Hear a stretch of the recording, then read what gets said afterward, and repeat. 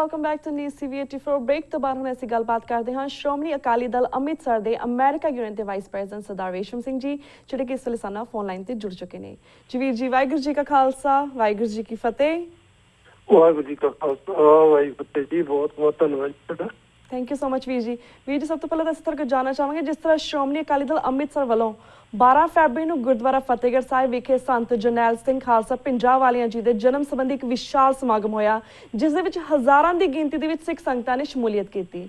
ਇਸ ਸਮਾਗਮ ਬਾਰੇ ਪੂਰੇ ਵੇਰਵੇ ਦੇ ਨਾਲ ਸਾਡੇ ਦਰਸ਼ਕਾਂ ਨੂੰ ਜਾਣਕਾਰੀ ਦਿਓ। ਹਾਂਜੀ, ਸਭ ਤੋਂ ਪਹਿਲਾਂ ਤਾਂ ਮੈਂ ਸਮੂਹ ਦਰਸ਼ਕਾਂ ਨੂੰ ਫਤਿਹ ਕਰਦਾ ਜੀ, ਤੇ ਨਾਲ ਉਹਦੀ ਬੇਨਤੀ ਹੈ ਕਿ ਮੈਂ ਥੋੜਾ ਜਿਹਾ ਇਹਦੀ ਬੈਕਗਰਾਊਂਡ ਜਾਣਾ ਚਾਹੂੰਗਾ ਜੀ। ਇੱਕ ਜਿਹੜਾ ਜਿਸ ਵੇਲੇ ਸੰਤਾਂ ਦੀ ਗੱਲ ਕਰਨੀ, ਸੰਤਾਂ ਦਾ ਨਾਂ ਲੈਣਾ ਇੱਕ ਬਹੁਤ ਵੱਡਾ ਚੈਲੰਜ ਸੀਗਾ ਸਿੱਖ ਕੌਮ ਵਾਸਤੇ। ਜਿਵੇਂ ਤਾਂ ਕਹਿ ਸਕਦੇ ਹਾਂ ਕਿ ਜਿਵੇਂ ਪੰਜਾਬ ਪੁਲਿਸ ਜਾਂ ਸਰਕਾਰੀ ਏਜੰਸੀਆਂ ਜੀ ਸਿੱਖ ਨੌਜਵਾਨਾਂ ਦਾ ਜਿਹੜਾ ਸ਼ਿਕਾਰ ਖੇਡ ਰਹੀਆਂ ਸੀ, ਹਾਂਜੀ, ਤੇ ਸੰਤਾਂ ਦੀ ਗੱਲ ਜਿਹੜੀ ਹੈ ਇੱਕ ਤਰ੍ਹਾਂ ਅਲੋਪ ਹੁੰਦੀ ਲੱਗਦੀ ਸੀ। ਤੇ ਸ਼੍ਰੋਮਣੀ ਅਕਾਲੀ ਦਲ ਅੰਮ੍ਰਿਤਸਰ ਦੇ ਪ੍ਰਧਾਨ ਸਰਦਾਰ ਸਿਮਰਨ ਸਿੰਘ ਮਾਨ ਉਹਨਾਂ ਨੇ ਇੱਕ ਇਹ ਤਰੀਕਾ ਲੱਭਿਆ ਕਿ ਜਿਵੇਂ ਟਕਸਾਲ ਜਿਹੜੀ ਹੈ ਉਹਨਾਂ ਦੀ ਸ਼ਹਾਦਤ ਤੋਂ ਇਨਕਾਰੀ ਹੈ ਜੀ, ਤੇ ਉਹ ਕਿਸੇ ਤਰ੍ਹਾਂ ਦਾ ਵੀ ਟਕਰਾਅ ਨਹੀਂ ਸੀ ਚਾਹੁੰਦੇ ਟਕਸਾਲ ਦੇ ਨਾਲ, ਤੇ ਉਹਨਾਂ ਨੇ ਸੰਤਾਂ ਦੀ ਗੱਲ ਨੂੰ ਵੀ ਜਿਉਂਦਾ ਰੱਖਣਾ ਚਾਹੁੰਦੇ ਸੀ। ਹਾਂਜੀ, ਤਾਂ ਉਹਨਾਂ ਨੇ ਸੰਤਾਂ ਦਾ ਜਨਮ ਦਿਨ ਮਨਾਉਣਾ ਸ਼ੁਰੂ ਕੀਤਾ ਹੈ। ਬਹੁਤ ਸਾਰੇ ਵੀਰ ਸਾਡੇ ਸਵਾਲ ਵੀ ਕਰਦੇ ਆ ਹਾਂਜੀ, ਵੀ ਉਹਨਾਂ ਦੀ ਸ਼ਹਾਦਤ ਜਿਹੜੀ ਬਹੁਤ ਵੱਡੀ ਸੀ, ਉਹਨੂੰ ਸ਼ਹਾਦਤ ਨੂੰ ਛੱਡ ਕੇ ਤੇ ਜਨਮ ਦਿਨ ਕਿਉਂ ਮਨਾਇਆ ਜਾਂਦਾ ਜੀ। ਸੋ ਇਹ ਤਾਂ ਇਹਦੇ ਪਿੱਛੇ ਦਾ ਕਾਰਨ ਸੀਗਾ ਵੀ ਉਹ ਜਿਹੜੀ ਉਹਨਾਂ ਦੀ ਜਨਮ ਦਿਨ ਆ ਉਹ ਕਿਉਂ ਮਨਾਇਆ ਜਾਂਦਾ ਜੀ। ਦੂਸਰਾ, ਇਹ ਜਿਹੜਾ ਪ੍ਰੋਗਰਾਮ ਸੀ ਇਹ 1995 ਦੇ ਵਿੱਚ ਪਹਿਲੀ ਵਾਰੀ ਸ਼ੁਰੂ ਕੀਤਾ ਸ਼੍ਰੋਮਣੀ ਅਕਾਲੀ ਦਲ ਅੰਮ੍ਰਿਤਸਰ ਨੇ, ਤੇ ਉਸ ਤੋਂ ਬਾਅਦ ਲਗਾਤਾਰ ਉਹ ਮਨਾਇਆ ਜਾ ਰਿਹਾ। ਹਾਂਜੀ, ਤੇ ਅੱਜ ਇਹਦੀ ਇੰਨੀ ਜਿਹੜਾ ਈਵੈਂਟ ਹੈ ਇੱਕ ਐਸਟੈਬਲਿਸ਼ ਹੋ ਗਈ ਹੈ ਕਿ ਆਪਣੇ ਆਪ ਮੁਹਾਰੇ ਜਾਣੀ ਲੋਕ ਜਿਹੜੇ ਆ, ਜਿਹੜੇ ਆਜ਼ਾਦੀ ਪੱਖੀ ਲੋਕ ਹੈ, ਜਿਹੜੇ ਇਨਸਾਫ ਪਸੰਦ ਲੋਕ ਹੈ, ਉਹ ਆਪਣੇ ਆਪ ਜਿਹੜੇ ਉਸ ਕਾਫਲੇ 'ਚ ਰਲਦੇ ਜਾ ਰਹੇ ਆ। ਹਾਂਜੀ।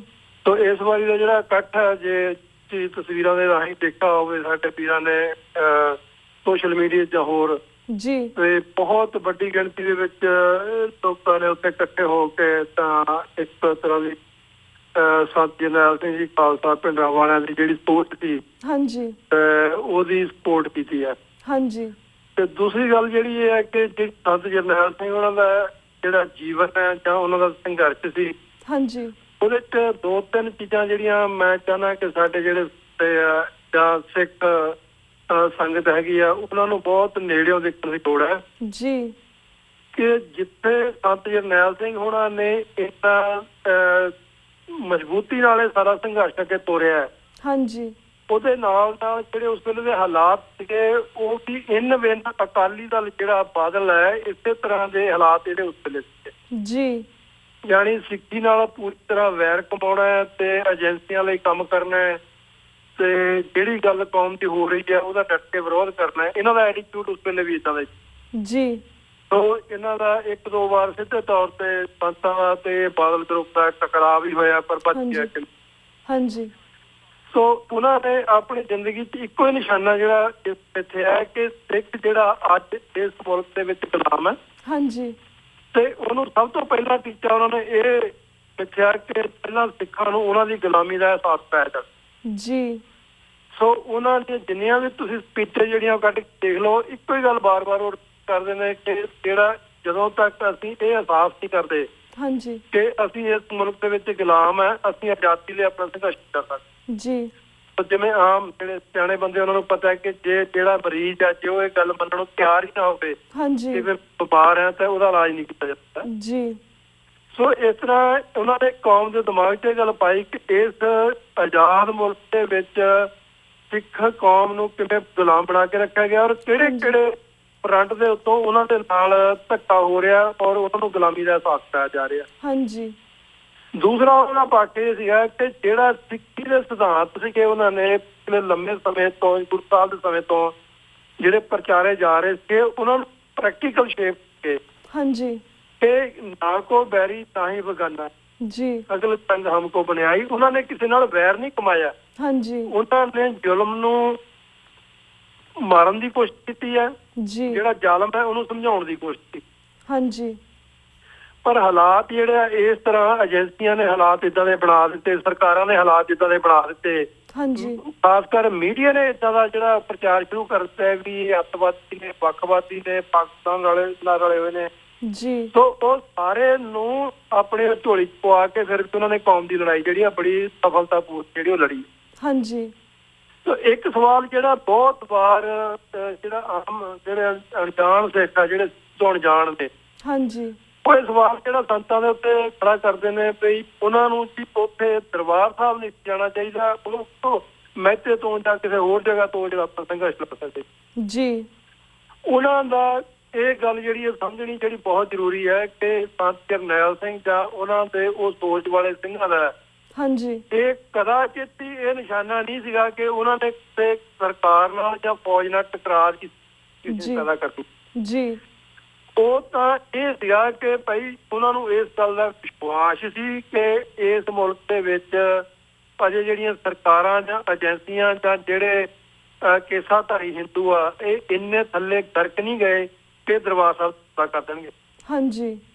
ਪਰ ਜਿਵੇਂ ਕਹਿੰਦੇ ਨੇ ਵੀ ਦੁਸ਼ਮਣ ਬਾਤ ਕਰਿਆ ਨੂੰ ਹੋਣੀ, ਕਦੇ ਦੁਸ਼ਮਣ ਦੀ ਸੋਚ ਨੂੰ ਅੰਡਰ ਐਸਟੀਮੇਟ ਨਹੀਂ ਕਰਨਾ ਚਾਹੀਦਾ। ਉਹਨਾਂ ਨੇ ਆਪਣੇ ਉਹ ਸਾਰੀਆਂ ਗੱਲਾਂ ਜਿਹੜੀਆਂ ਸਾਰੇ ਵਿਸ਼ਵਾਸ ਸੀਗੇ ਉਹ ਤੋੜ ਕੇ ਹਾਂਜੀ ਤੇ ਦਰਬਾਰ ਸਾਹਿਬ ਤੇ ਹਮਲਾ ਕੀਤਾ। ਫਿਰ ਜੋ ਗੱਲ ਉਹਨਾਂ ਨੇ ਗੁਰੂ ਮਹਾਰਾਜ ਦੇ ਸਨਮੁਖ ਹੋ ਕੇ ਅਰਦਾਸ ਕੀਤੀ ਸੀ ਉਸ ਅਰਦਾਸ ਦੇ ਉੱਤੇ ਉਹ ਪਹਿਰਾ ਦਿੰਦੇ ਹੋਏ ਆਪਣੀ ਸ਼ਹਾਦਤ ਉਹਨਾਂ ਨੇ।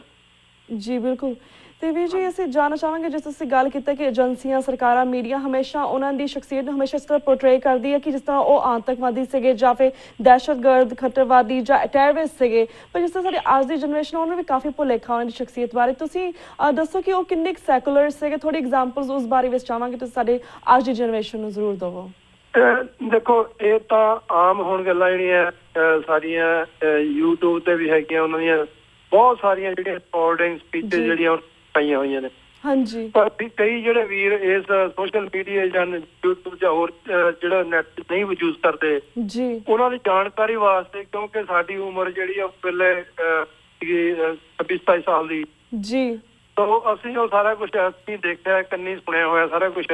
ਹਾਂਜੀ। ਤੇ ਇਹ ਗੱਲਾਂ ਜਿਹੜੀਆਂ ਕਿ ਉਸ ਵੇਲੇ ਜਿਹੜੇ ਹਿੰਦੂ ਪਰਿਵਾਰ ਵੀ ਸੀ ਉਹ ਆ ਕੇ ਉੱਥੇ ਜਿਨ੍ਹਾਂ ਨੂੰ ਕੋਈ ਤਕਲੀਫ ਹੁੰਦੀ ਤੇ ਧੀ ਭੈਣ ਨਾਲ ਕੋਈ ਧੱਕਾ ਹੁੰਦਾ ਸੀ ਜੀ ਜਾਂ ਹੋਰ ਕੋਈ ਪਰਿਵਾਰਕ ਤੌਰ ਤੇ ਕਿਸੇ ਨਾਲ ਧੱਕਾ ਹੁੰਦਾ ਸੀਗਾ ਤਾਂ ਉਹਦੀ ਗੱਲ ਵੀ ਉੱਥੇ ਸੁਣੀ ਜਾਂਦੀ ਜੀ।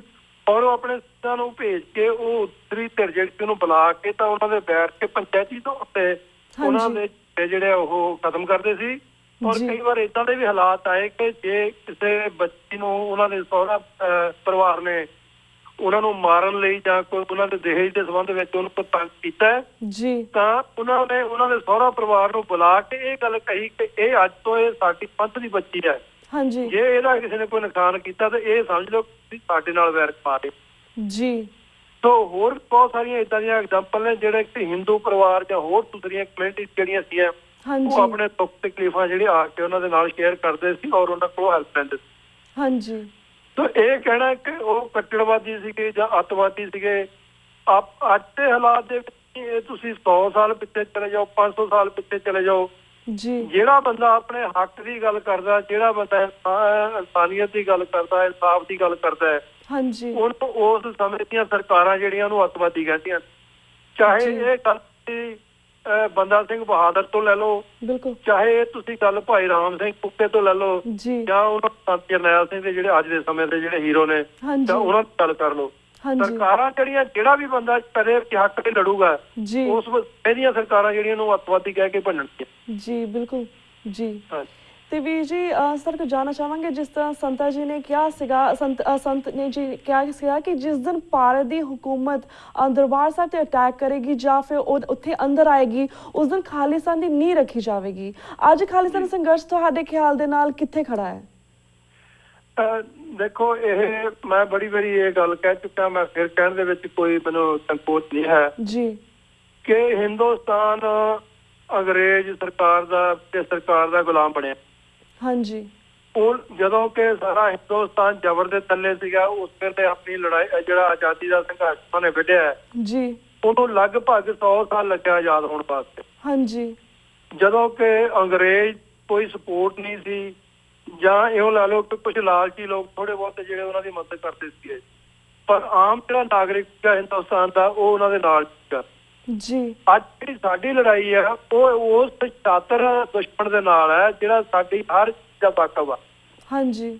ਔਰ ਜਿਹੜਾ ਸਾਡੇ ਰੂਪ ਦੇ ਵਿੱਚ ਸਾਡੇ ਚ ਘੁਸਪੈਠ ਕਰਕੇ ਤੇ ਸਾਡੀਆਂ ਜਿਹੜੀਆਂ ਸੰਘਰਸ਼ ਦੇ ਜਿਹੜੇ ਸਾਡੇ ਤਰੀਕੇ ਤੌਰ ਤਰੀਕੇ ਨੇ ਜੀ, ਉਹ ਉਹਨੂੰ ਬਹੁਤ ਚੰਗੀ ਤਰ੍ਹਾਂ ਸਮਝ ਕੇ ਉਸ ਤਰ੍ਹਾਂ ਦਾ ਪਲਟਵਾਰ ਕਰਦਾ ਹੈ। ਹਾਂਜੀ।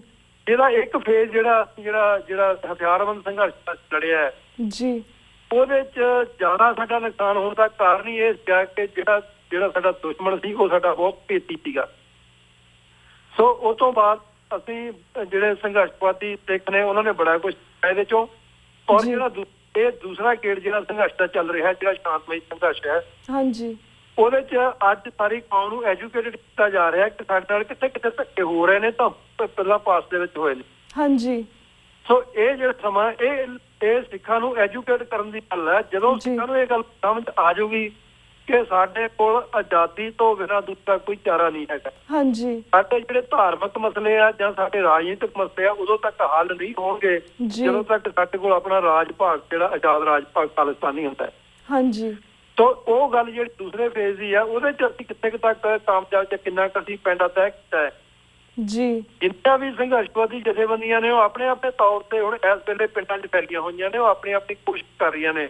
ਹਾਂਜੀ। ਜਿਵੇਂ ਅੱਜ ਹੀ ਸਾਡੇ ਜਿਹੜੇ ਪਾਰਟੀ ਦੇ ਸੀਨੀਅਰ ਮੀਤ ਪ੍ਰਧਾਨ ਧਿਆਨ ਸਿੰਘ ਜੀ ਮੰਡ, ਹਾਂਜੀ, ਉਹਨਾਂ ਦੇ ਨਾਲ ਗੱਲ ਹੋ ਰਹੀ ਸੀ ਤੇ ਉਹਨਾਂ ਨੇ 1 ਮਹੀਨਾ ਲਗਾਤਾਰ ਜਾਣੇ ਪੂਰੇ ਪੰਜਾਬ ਦੇ ਵਿੱਚ ਮੀਟਿੰਗਾਂ ਕੀਤੀਆਂ ਨੇ।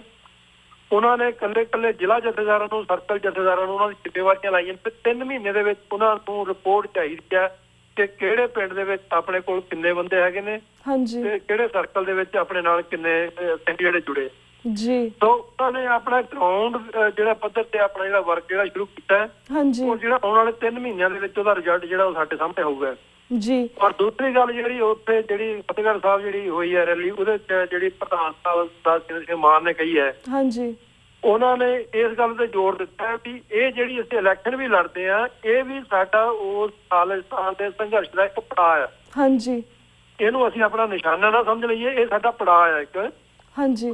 ਲੋਕਾਂ ਤੱਕ ਪਹੁੰਚੀਏ, ਅਸੀਂ ਲੋਕਾਂ ਨੂੰ ਦੱਸੀਏ ਵੀ ਸਾਡੇ ਇਹ ਜਿਹੜਾ ਖਾਲਿਸਤਾਨ ਸਾਨੂੰ ਕਿਉਂ ਚਾਹੀਦਾ। ਜੀ। ਸੋ ਉਹਦੇ ਲਈ ਉਹ ਲਗਾਤਾਰ ਜਿਹੜਾ ਉਹ ਕੋਸ਼ਿਸ਼ ਕਰ ਰਹੇ ਨੇ। ਬਾਕੀ ਜਥੇਬੰਦੀਆਂ ਉਹ ਵੀ ਆਪਣੀ ਜਗ੍ਹਾ ਲੱਗੀਆਂ ਹੋਈਆਂ ਨੇ। ਤਾਂ ਅਸੀਂ ਸਾਰੇ ਆਸ-ਪਾਸ ਨੇ ਇਸ ਗੱਲ ਤੇ ਵੀ ਬਹੁਤ ਜਲਦੀ ਜਿਹੜੀ ਆ ਸਿੱਖਾਂ ਨੂੰ ਇਹ ਗੱਲ ਜਿਹੜੀ ਸਮਝ ਆ ਜਾਏਗੀ। ਹਾਂਜੀ। ਹਾਲਾਂਕਿ ਤੁਸੀਂ ਦੇਖ ਰਹੇ ਅੱਜ ਵੀ ਜੀ ਕਿ ਜੋ ਕੁਛ ਤਰਨਤਾਰਨ ਸਾਹਿਬ ਦੇ ਵਿੱਚ ਹੋਇਆ, ਜੋ ਕੁਛ ਅੰਮ੍ਰਿਤਸਰ ਦੇ ਵਿੱਚ ਹੋਇਆ ਜਾਂ ਹੋਰ ਜਿਹੜਾ ਥਾਵਾਂ ਤੇ ਹੋ ਰਿਹਾ, ਜਿਹੜੀਆਂ ਹਿੰਦੂ ਅੱਤਵਾਦੀ ਜਥੇਬੰਦੀਆਂ ਨੇ ਜਿਹੜੀਆਂ ਉਹ ਕੀ ਕੁਛ ਕਰਦੀਆਂ ਨੇ ਅੱਜ। ਜੀ। ਤਾਂ ਉਹ ਸਾਰੇ ਨੂੰ ਮਤਲਬ ਫੇਸ ਵੀ ਕਰ ਰਹੇ ਨੇ ਔਰ ਆਪਣੀ ਜਿਹੜੀ ਗੱਲ ਹੈ ਉਹ ਲੋਕਾਂ ਨੂੰ ਸਮਝਾ ਵੀ। ਜੀ ਜੀ। ਤੇ ਵੀਰ ਜੀ ਵਿਦਨ ਲਾਈਕ 30-40 ਸੈਕਿੰਡ ਦੇ ਵਿੱਚ ਜਿਸ ਤਰ੍ਹਾਂ ਤੁਸੀਂ ਗੱਲ ਕੀਤੀ ਕਿ ਇਹ ਤਾਂ ਅਸੀਂ ਪੰਜਾਬ ਦਾ ਜਾਂ ਇੰਡੀਆ ਦੇ ਹਵਾਲੇ ਨਾਲ ਗੱਲ ਕੀਤੀ, ਪਰ ਜਿਸ ਤਰ੍ਹਾਂ ਬਾਹਰ ਵੀ ਸਾਡੇ ਬਹੁਤ ਸਾਰੇ ਵੀਰ ਭੈਣ ਭਰਾ ਨੇ ਜਿਹੜੇ ਆਪਣੇ ਵਾਪਿਸ ਆਪਣੇ ਘਰ ਜਾਣਾ ਚਾਹੁੰਦੇ ਨੇ ਜਾਂ ਆਪਣੇ ਆਜ਼ਾਦ ਦੇਸ਼ ਦੇ ਵਿੱਚ ਜਾਣਾ ਚਾਹੁੰਦੇ ਨੇ, ਸਾਨੂੰ ਬਾਹਰ ਬੈਠ ਕੇ ਆਪਣੇ ਖਾਲਿਸਤਾਨ ਦੇ ਸੰਘਰਸ਼ ਕਰਨ ਲਈ ਕੀ ਲੋੜ ਪਈ ਹੈ? Like what we can we do in America or in other countries? ਬਹੁਤ ਥੋੜੇ ਲਫ਼ਜ਼ਾਂ 'ਚ ਮੈਂ ਕਹਿੰਦਾ ਜੀ ਸਭ ਤੋਂ ਪਹਿਲਾਂ ਸਾਨੂੰ ਇੱਥੇ ਵਿਦੇਸ਼ਾਂ ਦੇ ਵਿੱਚ ਆਰਗੇਨਾਈਜ਼ ਦੀ ਲੋੜ ਹੈ। ਜੀ। ਜਿਹੜੀਆਂ ਸੰਘਰਸ਼ਵਾਦੀ ਜਥੇਬੰਦੀਆਂ ਨੇ, ਇੰਡੀਵਿਜੂਅਲ ਨੇ, ਉਹਨਾਂ ਨੂੰ ਪਛਾਣ ਕੇ ਉਹਨਾਂ ਦੇ ਸਾਥ ਦੇਣ ਦੀ ਲੋੜ ਹੈ। ਹਾਂਜੀ। ਔਰ ਸਾਨੂੰ ਸਾਰਿਆਂ ਨੂੰ ਘੱਟੋ ਘੱਟ ਇੱਕ ਲੀਗਲ ਮੈਂਬਰਸ਼ਿਪ ਜਿਹੜੀ ਆ ਉਹ ਰੰਤਰ ਚਾਹੀਦੀ ਹੈ ਤਾਂ ਕਿ ਸਾਨੂੰ ਪਤਾ ਲੱਗੇ ਕਿ ਸਾਡੀ ਵਿਚਾਰ ਵਾਲੇ ਲੋਕ ਜਿਹੜੇ ਆ ਉਹਨਾਂ ਦੀ ਕੀ ਸਟਰੈਂਥ ਹੈਗੀ ਵਿਦੇਸ਼ਾਂ ਦੇ ਵਿੱਚ, ਤਾਂ ਕਿ ਆਉਣ ਵਾਲੇ ਸਮੇਂ ਦੇ ਵਿੱਚ ਉਹਨਾਂ ਨੂੰ ਇੱਕ ਏਜੰਡਾ ਦੇ ਕੇ ਇੱਕ ਪੈਟਰਨ ਤੇ ਲਿਆ ਕੇ ਉਹਨਾਂ ਨੂੰ ਸਾਰਿਆਂ ਨੂੰ ਕੰਮ ਨੂੰ ਤੋਰਿਆ ਜਾ ਸਕੇ। ਬਿਲਕੁਲ ਜੀ ਜੀ। ਥੈਂਕ ਯੂ ਸੋ ਮਚ ਵੀਰ ਜੀ ਕਿ ਤੁਸੀਂ ਇਹਨਾਂ ਕੁਐਸਚਨਸ ਦੇ ਉੱਪਰ ਆਪਣੇ ਵਿਚਾਰ ਸਾਡੇ ਦਰਸ਼ਕਾਂ ਨਾਲ ਸਾਂਝੇ ਕੀਤੇ। ਸਾਡਾ ਹੁਣ ਵਕਤ ਸਮਾਪਤੀ ਵੱਲ ਜਾ ਰਿਹਾ, ਤੁਹਾਡੇ ਕੋਲ ਇਜਾਜ਼ਤ ਲੈਣ ਦਾ ਵਕਤ ਹੋ ਰਿਹਾ ਵੀਰ ਜੀ। ਵਾਹਿਗੁਰੂ ਜੀ ਕਾ ਖਾਲਸਾ, ਵਾਹਿਗੁਰੂ ਜੀ ਕੀ ਫਤਿਹ। ਰੀਤ ਕੌਰ ਜੀ ਬਹੁਤ ਬਹੁਤ ਤੁਹਾਡਾ ਧੰਨਵਾਦ ਪੂਰੀ ਟੀਮ ਦਾ ਤੇ ਫਤਿਹ ਅਕਰ। ਵਾਹਿਗੁਰੂ ਜੀ ਕਾ ਖਾਲਸਾ, ਵਾਹਿਗੁਰੂ ਜੀ ਕੀ ਫਤਿਹ। ਵਿਊਅਰਸ ਇਸ ਨਾਲ ਅਸੀਂ ਤੁਹਾਡੇ ਕੋਲ ਇਜਾਜ਼ਤ ਲੈਂਦੇ ਹਾਂ। ਕੱਲ੍ਹ ਮਿਲਾਂਗੇ ਸੇਮ ਟਾਈਮ ਸੇਮ ਸ਼ੋਅ ਤੇ। ਤਦ ਤੱਕ ਲਈ ਵਾਹਿਗੁਰੂ ਜੀ ਕਾ ਖਾਲਸਾ, ਵਾਹਿਗੁਰੂ ਜੀ ਕੀ ਫਤਿਹ।